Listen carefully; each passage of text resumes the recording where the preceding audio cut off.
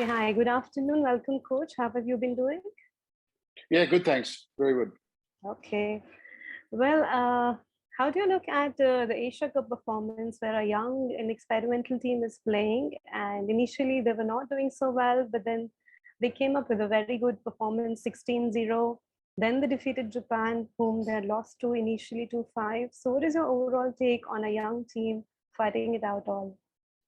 Yeah, I've been watching here with great interest because it's always good to see young people perform when they need to, and I think they learned a lot from those first couple of games they played. They haven't played many games, in fact, apart from playing our group. They haven't played anyone else other than that during that period before in the preparation. So, as we found out last year when we went to Argentina and to Germany, there's nothing quite like the experience that you get from playing someone outside that you don't know. But and I think that's what you saw.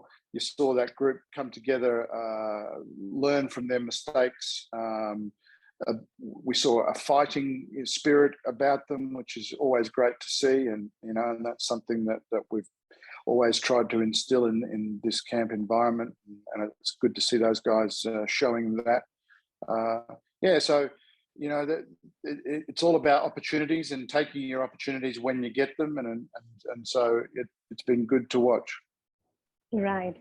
And talking about India's campaign after Tokyo, I mean, usually when teams do really well, they always have a A team and a development side, which we are seeing with India also now for the first time. Like you're using the let us say, not so very important tournaments like the Asian Champions Trophy and now the Asia Cup to develop the younger generation.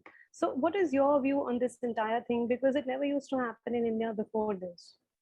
No, look, it is difficult because, no one likes to see things, their favourite teams go out and, what are you doing with it? What are you doing here? And of course, I totally understand it, but also I think people also need to understand that for us to keep improving and to keep getting where we need to get, we need to have a bigger base of players who can step up. And when I first started here in 2019, it was my objective to be able to choose for Tokyo from as large a group as possible. And I think, we had about 32, 33 players that we could have chosen, that 18 or 16, whatever we ended up choosing.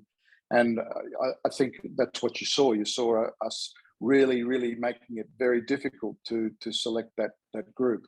And so as a coach, that's what you're chasing. You're chasing to have as bigger, broader base of players to choose from, so that when you do get to the really major important tournaments, then you can have you can be assured that you're picking the best players. Right. Well, this year they're leading the table at this time, and you're going to play in Europe next. So how is that team shaping up?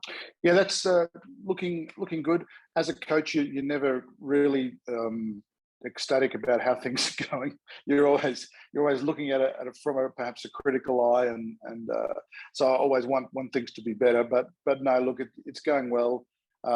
Again, it's difficult because you end up playing either India A or the junior team or whatever. So you don't really know where you're at until you start playing someone from outside your group. So it will be interesting. We'll get to Belgium, and again we'll only get there a few days beforehand, so we won't have a chance to perhaps play a practice game against someone. But we'll be ready, and and it's and looking forward to it. It was difficult because we played a lot of our games all at once earlier in the season, so perhaps it's sort of lulls people into a false sense of security when they see you sitting all the way up on top of the table. And that's what I've also been talking to the team about, is that at the end of the day we can only can control what we can, and so if we win all our games, then that makes it a lot easier to finish well. You're right. And you spoke about India doing well early on. I mean, we've seen India have established themselves as the top 5 teams in the world since last few years. But do you think there's still a gap to bridge when it comes to teams like, say, Australia and Belgium, who are permanently 1 and 2, and they dish out consistently good performances? India does it well, but do you think like there's still some more things to be done? Oh, look, I think that that's probably always the case. I think even when I was coaching in Australia, and same with Holland, I don't think you ever felt like you were unbeatable or always in the top one or two or whatever. But yeah, I think we need to be more consistent. I think that's probably the key part to our performances. I think we need to be consistent, and I've talked about it before. I think I talked about it a lot during Pro League, across quarters, but also across games. And yeah, we're getting better at that. But yeah, I think we still perhaps have a little way to go before we. And then what you will see is that you will be challenging those top 1 and 2 spots more often. Right. And coach, this year there has been a change. Suddenly the Asian Games got postponed to 2023. India were initially planning to send a younger team to Commonwealth Games. So has there been a change in that? Are we going to see the national team play, like the main core team play the Commonwealth Games now? Yeah, well, that I think is the plan. We'll be choosing the Commonwealth Games team, over the next month or so, and yeah, I think you'll recognise the players that'll be involved with that, definitely. Okay. And now I'm going to ask you about Hockey Fives, which is like a really interesting thing which is coming up. We also have the 2024 World Cup happening. Like it's a newer format. So what is your vision? Like, are you preparing the team accordingly? How is India going to embrace this newer and shorter format of the game? Yeah, well, it's well, put it this way, we're excited about going. That's the first part, going to somewhere like Switzerland we don't normally get to tour those type of places in the world. So that part of it is exciting, and the things that they seem to have planned around the event is going to be exciting for these guys. It's a different format. Even the format that was during the Youth Olympics and other tournaments haven't necessarily been this new, shorter and thinner field. So it's going to be very interesting how it plays out.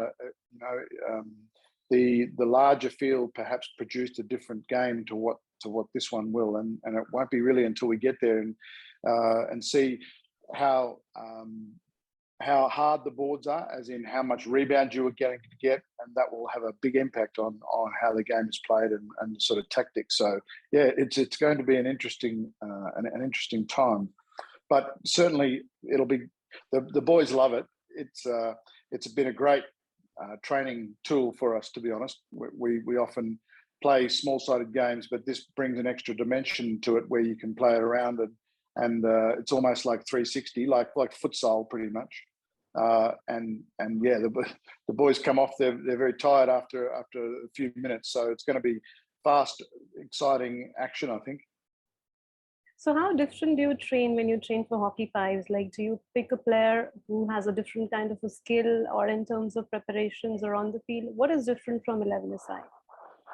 Yeah, I think that, I mean, to be totally honest, the fives is we play a lot of 4 versus 4, 5 versus 5, 6 versus 6 in our normal training environment. So it's probably the training part of things hasn't been too much different, except that where we can, we've grabbed the boards from the Connecticut Association here and loaned them so that we could set out exactly what the pitch is going to look like, and with hard boards, and so we've been able to have a few sessions where we can work out some different tactics and what are our objectives with the ball, how are we going to defend, and that type of thing.